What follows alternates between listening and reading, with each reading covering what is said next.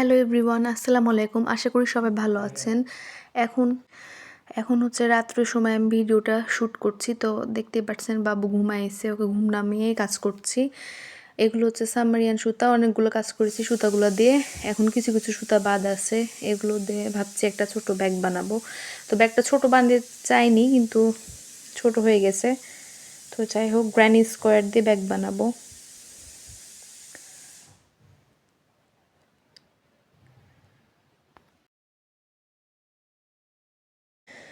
এই তো আমার এখানে মোট ১৩টা গ্র্যানি স্কোয়ার করেছি, কিন্তু আমি প্রথমে বুঝতে পারিনি যে এতটা ছোট হয়ে যাবে ব্যাগটা।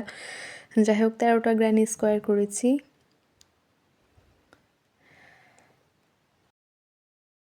এই ব্যাগটা বানাতে মানে প্রচুর খাটনি লেগেছে, আর এগুলো সিকিউর করাটা প্রচুর ঝামেলার। এই যে এরকম সুতা দিয়ে আটকায় রাখতে হবে, তারপর সেলাই করতে হবে, না হলে এগুলো সেলাই করতে খুবই প্রবলেম হয়। তো এখানে মার্কার হিসেবে আমি এই সুতাগুলো দিয়ে আটকায় রাখছিলাম।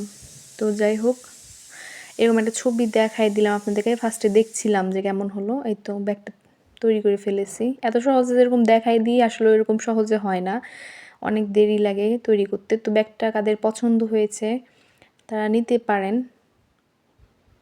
আর এগুলো হচ্ছে যে এই ব্যাগগুলো মানে বড় মানুষরা ক্যারি করলে একটু অদ্ভুত লাগবে, যেহেতু ছোট হয়ে গেছে ব্যাগটার সাইজ।